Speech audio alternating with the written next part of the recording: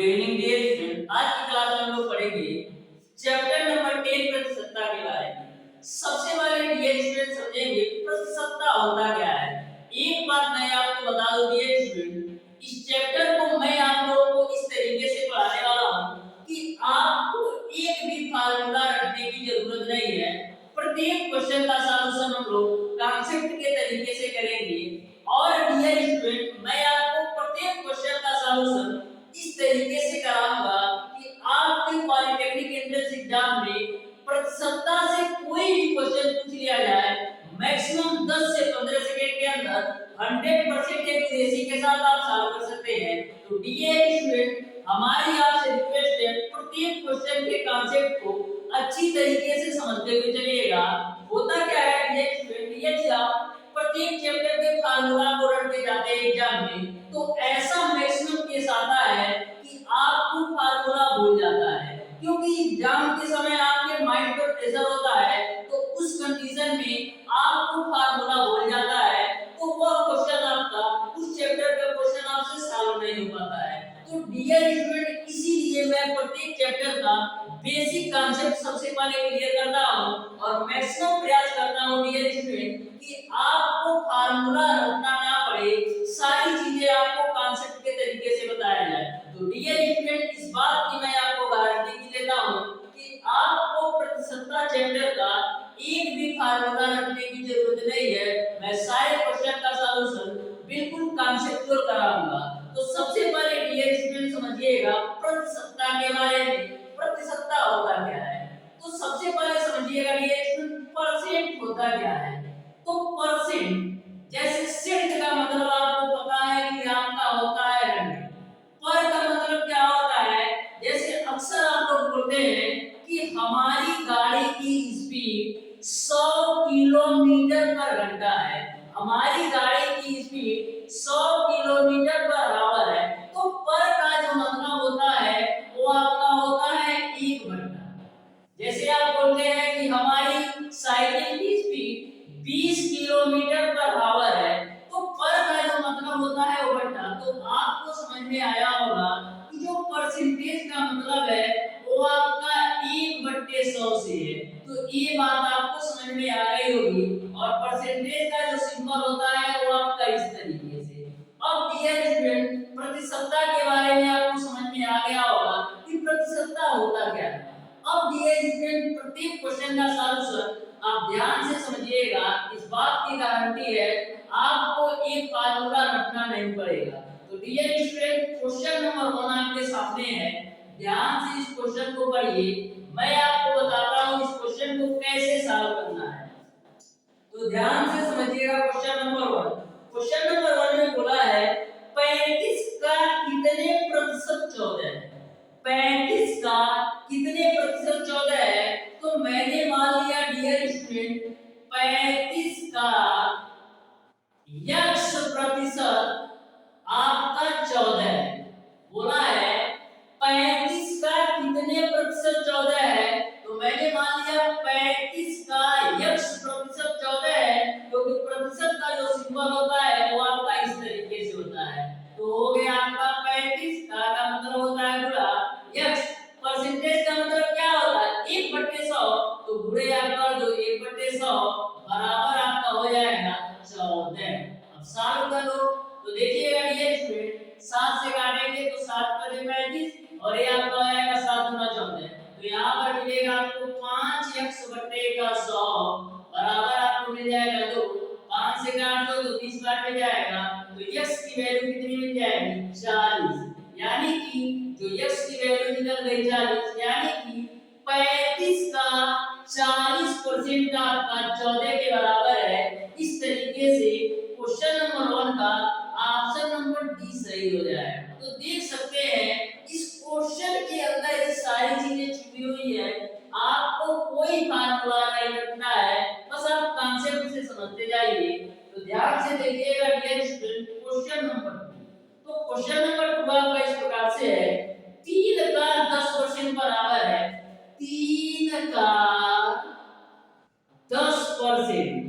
तो 3 का मतलब पूरा होता है 10, परसेंटेज का मतलब क्या होता है 1/100। तो इसको 100 लिख दिया जीरो जीरो से कैंसिल आउट, तो 3/10, तो 3/10 को हम क्या लिख सकते हैं 0.3 के रूप में। यानी कि क्वेश्चन नंबर 2 का जो आंसर होगा वो आपका ऑप्शन नंबर बी सही हो जाएगा। तो देख सकते हैं कितना सिंपल क्वेश्चन पूछा जाता है। अब देखते हैं dear student question number 3। Question number 3 में बोला है दशमलव में व्यक्त करने पर 200% बराबर होगा। आपको बताना है कि दशमलव में व्यक्त करने पर 200% बराबर होगा। ये आपका 200% है, तो देखिएगा ये आपका 200 है। परसेंट का मतलब क्या है 1/100, तो गुणे कर दो 1/100, तो डबल जीरो से डबल जीरो कैंसिल, तो फाइनली आपको मिल जाएगा 2।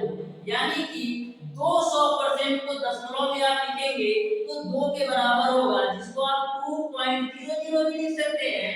यानी कि क्वेश्चन नंबर 3 का जो आंसर होगा वो आपका ऑप्शन नंबर ए सही हो जाएगा। अब देखते हैं डियर स्टूडेंट क्वेश्चन नंबर 4। तो क्वेश्चन नंबर 4 को भी आप ध्यान से समझिएगा। बोला है क्वेश्चन नंबर 4 में बोला है कि 0.635 किसके बराबर है, तो ध्यान से समझिएगा। सबसे पहले करेंगे क्या, जो आपका दशमलव में है तो दशमलव को हटाने के लिए हम गुणा करेंगे। तो देखिएगा 1 2 3 अंक में दशमलव है, तो 3 अंक के दशमलव को हटाने के लिए 1000 से गुणा और 1000 से भाग कर दो। तो 1000 से गुणा करोगे तो 635 मिलेगा और भाग करोगे तो नीचे में आपका 1000 है। अब देखिए हमको चेंज करना है परसेंटेज में, तो इसको क्या करो 100 से गुणा कर दो, तो डबल जीरो से डबल जीरो कैंसिल, तो यहां से आपको मिलेगा 63 635 बट्टे का 10, 635 बट्टे का 10, तो एक अंक में दशमलव लग जाएगा यानी 63.5% हो जाएगा। तो इस तरीके से 0.635 जो है वो आपका 63.5% के बराबर है। यानी कि क्वेश्चन नंबर 4 का जो आंसर होगा वो आपका ऑप्शन नंबर बी सही हो जाएगा। तो यहां तक आपको पूरी बात क्लियर समझ में आ गई होगी। Question number 5। तो क्वेश्चन नंबर 5 को भी आप ध्यान से समझिएगा। ये भी क्वेश्चन आपका बिल्कुल सिंपल सा क्वेश्चन है।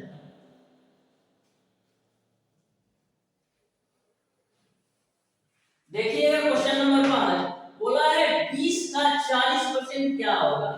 आपको 20 का 40% बताना है क्या होगा। तो 20 का मतलब पूरा होता है 40 और परसेंटेज का मतलब क्या होता है 1/100, यानी नीचे 100 आ जाएगा, डबल जीरो से डबल जीरो कैंसिल, तो फाइनली आपको मिल जाएगा 8। यानी कि 20 का जो 40% है वो आपका 8 के बराबर है। यानी कि आपका ऑप्शन नंबर ए सही हो जाएगा। अब देखते हैं डियर स्टूडेंट क्वेश्चन नंबर 6। तो क्वेश्चन नंबर 6 को ध्यान से समझिएगा। बोला है 25 का 75 कितने प्रतिशत है। 25 75 का कितने प्रतिशत है, तो मैं मान लेता हूं जो आपका 25 है वो 75 का x% है। मैंने मान लिया जो आपका 25 है 75 का x% है, तो कैसे सॉल्व करेंगे, तो 75 हो गया का मतलब पूरा x और परसेंटेज का मतलब 1/100 बराबर आपका हो जाएगा 25। 25 से काट दो तो 25 दिया 75, तो x बराबर आपको मिल जाएगा 100/3, तो x बराबर यहां से मिल जाएगा आपको 33.33। यानी कि क्वेश्चन नंबर 6 का जो आंसर होगा वो आपका ऑप्शन नंबर ए सही हो जाएगा। तो देख सकते हैं डियर स्टूडेंट कितना सिंपल सा क्वेश्चन आपके पॉलिटेक्निक एंट्रेंस एग्जाम में पूछा जाता है। बस आपको कांसेप्ट पता होना चाहिए। अब देखिएगा डियर स्टूडेंट क्वेश्चन नंबर 7। तो क्वेश्चन नंबर 7 भी बहुत ही बेहतरीन क्वेश्चन है, ध्यान से समझिएगा। ऐसा क्वेश्चन आपके एग्जाम में पूछा जाता है।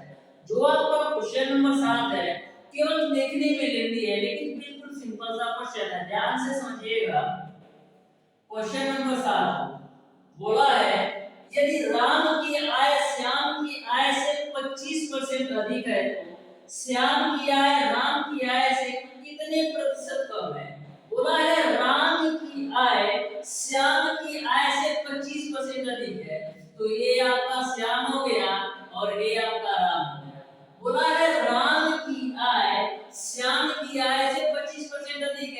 तो यदि मैं मान लेता हूँ श्याम की आय जो है वो आपका 100 है, तो राम की आय कितना होगा 125, क्योंकि ऑलरेडी क्वेश्चन में बोल रखा है राम की आय श्याम की आय से 25% अधिक है, तो श्याम की आय यदि 100 होगा तो राम की आय आपका 125 होगा। इसको आप कैंसिल कर लीजिए 25 से, तो 25 चौका 100 और 25 50 125, यानी श्याम की आय यदि 4 है तो राम की आय 5 है। तो आपको यह बताना है श्याम की आय राम की आय से कितने प्रतिशत कम है। तो कितना कम है, एक कम है, किससे, 5 से। अब परसेंटेज में चेंज करने के लिए 100 से गुणा कर लो, तो 5 विषय कितना होगा 100, यानी कि जो श्याम की आय है राम की आय से 20% कम है, यानी कि क्वेश्चन नंबर 7 का जो आंसर होगा वो आपका ऑप्शन नंबर बी सही हो जाएगा। अब देखिएगा डियर स्टूडेंट क्वेश्चन नंबर 8। तो क्वेश्चन नंबर 8 ये आपका सिंपल सा क्वेश्चन है, ध्यान से समझिएगा। क्वेश्चन नंबर 8 बोला है आमों के मूल्य में 20% की वृद्धि हो जाने से एक व्यक्ति को ₹40 में 4 आम कब मिलते हैं, तब वृद्धि के पहले 15 आमों का मूल्य था। तो ध्यान से समझिएगा, एक क्वेश्चन आपका सिंपल सा क्वेश्चन था।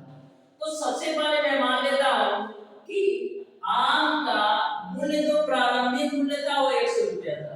मैं मान लेता हूं एक आम का प्रारंभिक मूल्य, एक आम का प्रारंभिक मूल्य मैं मान लेता हूं वो आपका यस है। बोला है 20% वृद्धि होने के बाद 4 आम कब मिलते हैं, तो पहले मैंने माना कि एक आम का मूल्य 100 रुपया है, तो 20% वृद्धि के बाद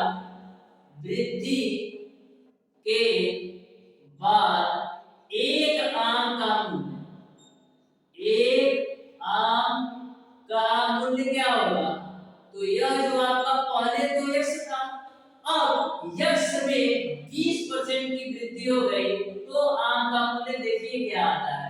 तो यहाँ से आपको यक्ष प्लस का 20 25 हो जाएगा, यानी यहाँ से मिलेगा आपको यक्ष बटेगा मान। तो सॉल्व करेंगे तो 6x बटेगा 5, यानी कि पहले जो एक आम का मूल्य था वो आपका 100 रुपया था, अब 20% वृद्धि होने के बाद एक आम का मूल्य आपका 6x बटेगा 5। आपको 40 रुपए में 4 आम कब मिलते हैं ना, तो प्रारंभ में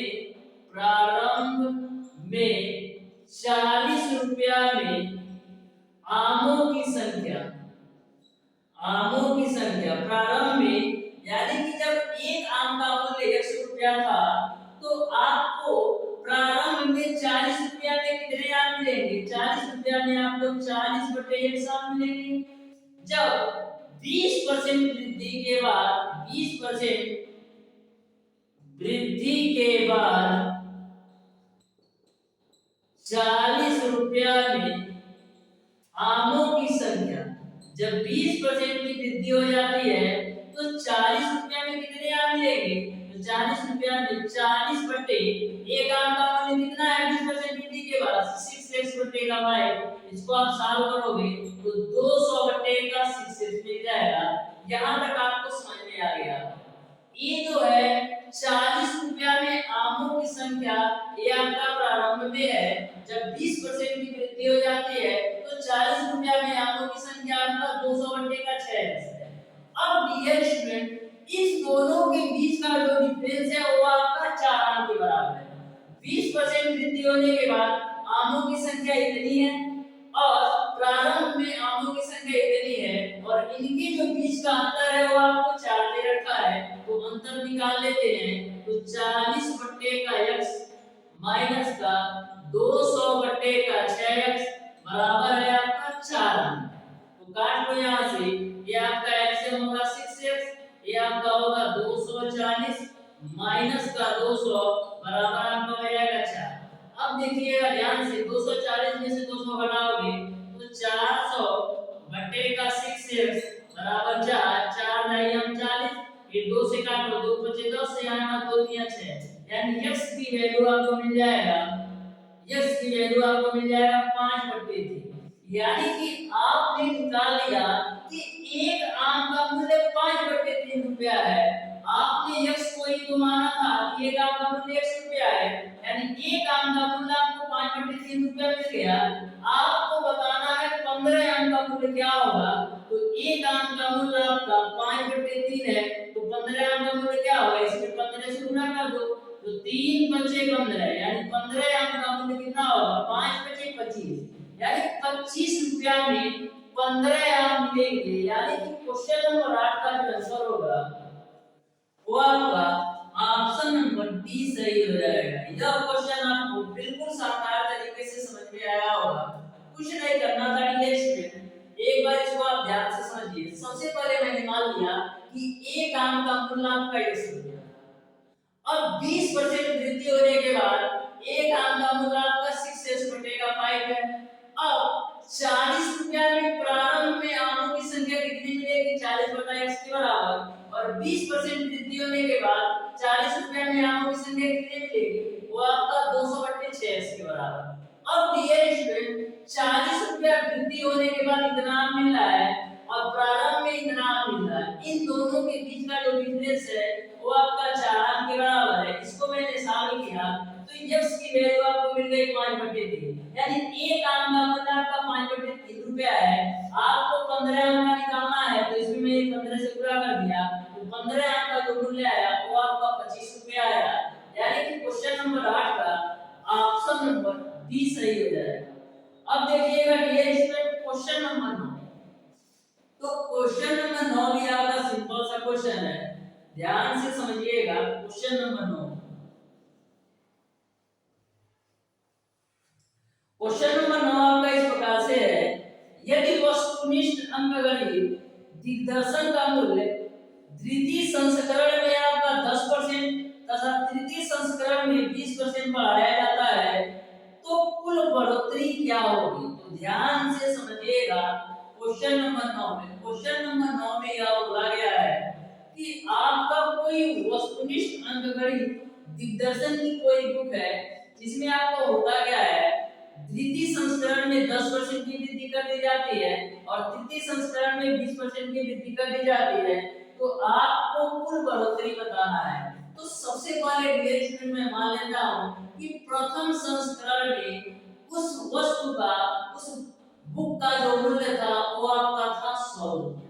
मैंने मान लिया कि प्रथम संस्करण में उस वस्तुनिष्ठ अंकगणित दिग्दर्शन का जो मूल्य था वो मैंने मान लिया 100 रुपया। अब द्वितीय संस्करण में होता क्या है, 10% की वृद्धि हो जाती है, तो 100 तो था ही डियर, अब 100 में 10% की वृद्धि हो जाती है, तो देखिए 10% की वृद्धि हो जाने पर द्वितीय संस्करण में उस बुक का मूल्य क्या हो जाता है, तो 00 से 00 कैंसिल, 100 और 10 जोड़ोगे कितना होगा, 110, यानी द्वितीय संस्करण में उस बुक का जो मूल्य है वो आपका है 110। फिर क्वेश्चन में आगे बोला गया है कि तृतीय संस्करण में होता क्या है, 20% की वृद्धि हो जाती है। अब 20% की वृद्धि किस पर होगी, 20% की वृद्धि आपका 110 पर होगा, क्योंकि द्वितीय संस्करण में तो 10% की वृद्धि हुई, लेकिन तृतीय संस्करण में क्या होता है और 20% की वृद्धि हो जाती है, तो 110 तो था ही, 110 पर 20% की और वृद्धि हो जाती है, 00 से 00 कैंसिल, तो यहाँ से आपको मिलेगा 110 प्लस का 11 गुना 22, यानी कि कितना हो जाएगा, तृतीय संस्करण में उसी बुक का मूल्य 110 प्लस 22 यानी 132 रुपया हो जाता है। तो देखो कितना अंतर आ रहा है, पहले उसका मूल्य 100 रुपया था, अब तृतीय संस्करण में आते आते उसका मूल्य 132 रुपया हो गया, तो कितने की वृद्धि हुई, आपका 32% की वृद्धि हो गई। पहले 100 था अब 132 हो गया, यानी 32% की वृद्धि हो जाएगी। यानी क्वेश्चन नंबर 9 का जो आंसर होगा वो आपका ऑप्शन नंबर सी सही हो जाएगा। अब देखते हैं डियर स्टूडेंट क्वेश्चन नंबर 10। तो क्वेश्चन नंबर 10 को भी ध्यान से समझिएगा, बिल्कुल कॉन्सेप्ट वाले सारे क्वेश्चन हैं, ध्यान से प्रत्येक कॉन्सेप्ट को आप समझते चलिए, कोई भी प्रॉब्लम आपको नहीं होगा और ना तो एक भी फार्मूला रखना पड़ेगा। तो तो ध्यान से समझिएगा क्वेश्चन नंबर 10 को। बोला है यदि चीनी का मूल्य रुपया 15 प्रति किग्रा है, पहले चीनी के मूल्य में 20% की वृद्धि की जाती है तथा फिर 20% घटा दी जाती है, तो चीनी के मूल्य में कितने प्रतिशत की कमी या वृद्धि होगी? तो बिल्कुल सिंपल सा क्वेश्चन है, आप ध्यान से समझो। बोला है पहले 20% की वृद्धि की जाती है, तो मैंने मान लिया कि चीनी का मूल्य जो था वो आपका 100 रुपया था। मैंने मान लिया कि चीनी का मूल्य आपका 100 रुपया था। 20% की वृद्धि होने के बाद क्या होगा? 20% की वृद्धि होने के बाद चीनी का मूल्य आपका 120 हो जाएगा। यहाँ तक आपको क्लियर है। फिर आगे बोला गया है फिर 20% घटा दी जाती है, तो चीनी का मूल्य एक बार बढ़ा यानी 100 से 120 हुआ। फिर मैंने माना चीनी का मूल्य 100 तो था ही, फिर एक बार चीनी का मूल्य 20% बढ़ जाता है यानी 100 से 80 हो जाता है। यहाँ तक आपको समझ में आया होगा। एक बार डियर चीनी का मूल्य 20% वृद्धि हुआ यानी 100 से 120 हुआ, और एक बार चीनी का मूल्य 20% घट जाता है यानी 100 से आपका 80 हो जाता है। तो आपको यह बताना है कि चीनी के मूल्य में कितने प्रतिशत की कमी या वृद्धि हुई। तो ध्यान से समझना।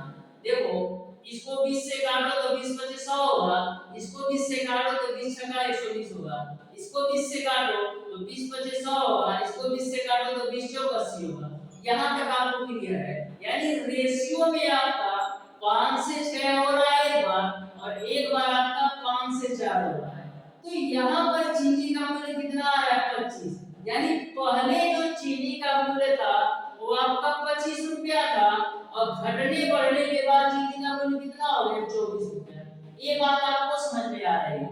ये आपका प्रारंभिक मूल्य है, ये आपका बदलाव के बाद मूल्य है। तो प्रारंभिक मूल्य 25 रुपया था, और 20% घटने और 20% बढ़ने के बाद मूल्य आपका 24 रुपया हो गया। तो कितने परसेंट की कमी आ रही है? 25 से 24 हो रहा है, यानी 1% की कमी आ रही है। किस पे? 25 पे। अब परसेंटेज में चेंज करने के लिए 100 से गुणा कर दो, तो 25 चौका 100, यानी क्या होगा? 4% की कमी हो जाएगी। तो इस तरीके से क्वेश्चन नंबर 10 का जो आंसर होगा वो आपका ऑप्शन नंबर बी सही हो जाएगा। अब देखते हैं डियर स्टूडेंट क्वेश्चन नंबर क्या है। जैसे आपने क्वेश्चन नंबर 10 सॉल्व किया, same to same question number 11 को भी सॉल्व करना है। तो ध्यान से समझना डियर। क्वेश्चन नंबर 11 बोला है यदि चाय के मूल्य में 20% की बढ़ोतरी करने पर बिक्री में 25% की कमी हो जाती है, तो आय में प्रतिशत वृद्धि या कमी क्या होगी? तो ध्यान से समझिएगा। सेम टू सेम आपको क्वेश्चन नंबर 10 की तरह सॉल्व करना है।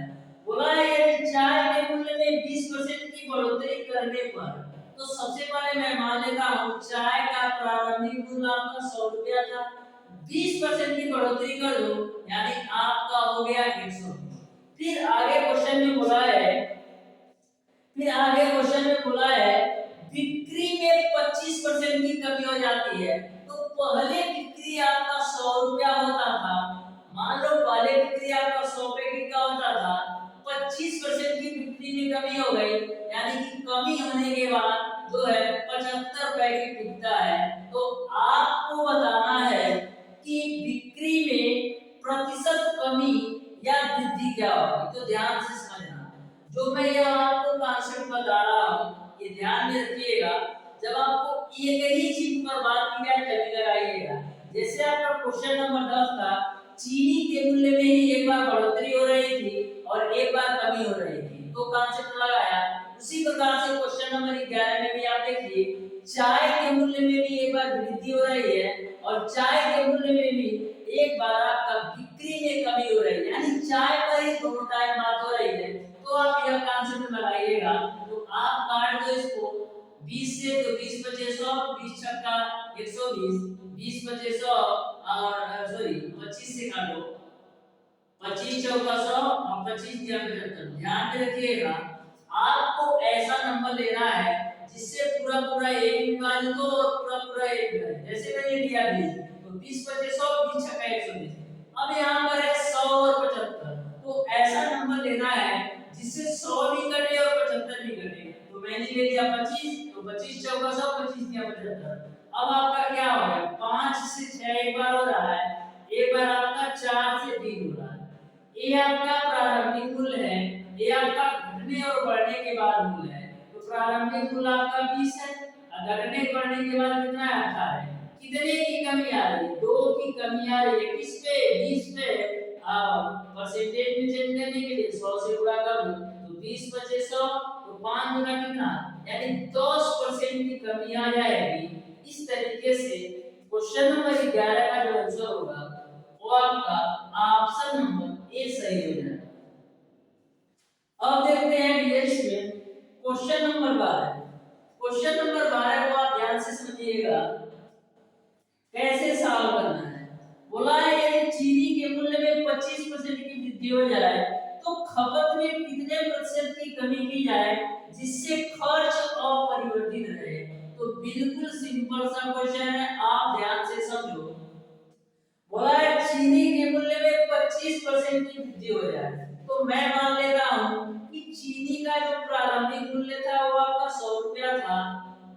मूल्य में 25% की वृद्धि हो जाए तो वृद्धि के बाद जो चीनी का मूल्य है वो आपका है 125। तो रेशियो में देखो तो 25 चौका 100 और 25 बचे 125, यानी कि चीनी का जो पहले मूल्य था वो आपका 4 रुपया था। 25% की वृद्धि के बाद चीनी का मूल्य आपका 5 रुपया है। आपको यह बताना है, आपको यह बताना है कि खपत में हम कितने प्रतिशत की कमी लाए जिससे आपका खर्चा अपरिवर्तित रहे। यानी कि अब हमारा 5 रुपया खर्च हो रहा है तो खर्च को मेंटेन करना है, यानी हमको 5 से घींच करके 4 लाना है, यानी कि खर्चा को 5 से घींच करके 4 में लाना है, यानी 1 की कमी करना है। किससे, 5 पे परसेंटेज में चेंज करने के लिए 100 से गुणा कर दो, तो 5 भी सही हम 100, यानी खर्चा में बाबू 20 रुपए की कमी करना पड़ेगा। यानी कि क्वेश्चन नंबर 12 का जो आंसर होगा वो आपका ऑप्शन नंबर डी सही हो जाएगा। अब देखते हैं डियर स्टूडेंट क्वेश्चन नंबर 13। तो क्वेश्चन नंबर 13 को भी आप ध्यान से समझिएगा कैसे सॉल्व करना है।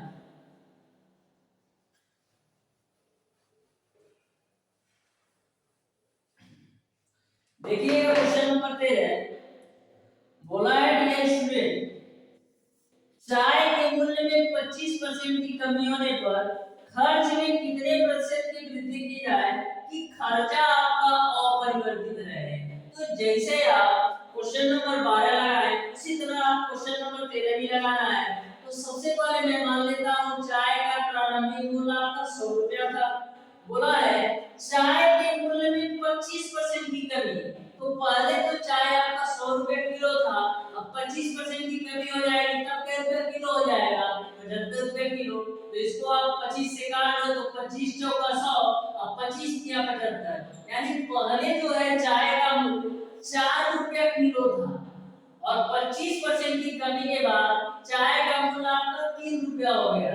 तो बोल रहे हैं कि चाय को कितना और हम खपत करें कि जो आपका खर्चा है वो मेंटेन रहे, यानी कि 4 रुपया ही वो खर्च करना चाहते हैं। तो 4 रुपया खर्च करने के लिए क्या करेंगे, चाय की मात्रा ज्यादा लाएंगे। तो इनको करना क्या है, 3 से फिर 4 पे पहुंचना है, 3 से फिर 4 पे पहुंचना है, यानी 1 की वृद्धि करना है। किससे, 3 से गुणे कर 200, यानी कि क्या करेंगे, इससे काटो तो 33.33 आएगा, यानी कि चाय की जो मात्रा है 33.33% ज्यादा आएगा। देखिएगा कौन से ऑप्शन में दिया है, यानी कि क्वेश्चन नंबर 13 का जो आंसर होगा वो आपका ऑप्शन नंबर डी सही हो जाएगा। तो क्वेश्चन नंबर 12 और क्वेश्चन नंबर 13 के अंतर ये है कि क्वेश्चन नंबर 12 में खर्चा ज्यादा हो रहा था, खर्चा को मेंटेन करने के लिए उन्होंने खर्चा में कमी किया, यानी खपत में कमी किया। और यहाँ पर क्या हो रहा है, मटेरियल ज्यादा मिल रहा है, यानी पहले आपका चाय का मूल्य 4 रुपया था, अब चाय का मूल्य 3 रुपया हो गया, यानी कि जो चाय का रेट है वो बढ़ गया। तो ये क्या चाहते हैं कि हम चाय का मात्रा ज्यादा लाएं। तो कितने परसेंट की आपको वृद्धि करना पड़ेगा, तो 3 से 4 में जाना पड़ेगा, यानी 1 की ये वृद्धि कर रहे हैं 3 पर, तो यानी कि 33.33% चाय और खपत करेंगे। तो देखिएगा डियर स्टूडेंट, क्वेश्चन नंबर 14, तो क्वेश्चन नंबर 14 को आप ध्यान से समझिएगा। बोला है एक चुनाव में 2 उम्मीदवार थे जिसमें कुल मतदाताओं में से 5% ने अपना मत प्रयोग नहीं किया। सफल उम्मीदवार 50% मत लेकर 2000 मतों से विजयी रहा। पराजित उम्मीदवार को कितने प्रतिशत मत मिले? तो ध्यान से समझिएगा क्वेश्चन नंबर 14 को, बिल्कुल सिंपल सा क्वेश्चन है। सबसे पहले डियर स्टूडेंट मैं मान लेता हूं कि जो टोटल वोटवा है, जो टोटल वोट है वो आपका मैं मान लेता हूं 100% के बराबर। कोई भी चीज अपने आप में 100% होती है, तो मैंने मान लिया कि जो टोटल है वोट है वो आपका 100%। फिर क्वेश्चन में बोल रहे हैं कि 5% तो वोटे नहीं डाले, तो इनवैलिड मान लो, यानी कि इनवैलिड में चले गए 5% लोग। तो 5% जब इनवैलिड हो गए तो वैलिड वोट कितना होगा? वैलिड वोट जो होगा डियर वो आपका 95%। यहां तक आपको समझ में आया होगा। मैंने माना कि जो टोटल वोट है वो आपका 100% है। अब 5% यदि वोट नहीं डाले तो वैलिड वोट कितना होगा? 95%। अब बोलना है कि जो आपका सफल प्रत्याशी है, यानी कि जो आपका विनर है, वो तो 50% वोट पा जाता है, तो विनर पा गया आपका 50% वोट। तो लूजर कितना पाएगा? जो लूजर पाएगा वो आपका टोटल आपका 95% है। इस 95% में 50% तो विनर पा गया, तो लूजर कितना पाएगा? 45%। यहां तक आपको समझ में आया होगा। क्वेश्चन में बोल रहा है कि जो जीता हुआ प्रत्याशी है वो 2000 वोट ज्यादा पाता है। तो 2000 वोट ज्यादा क्यों पाया?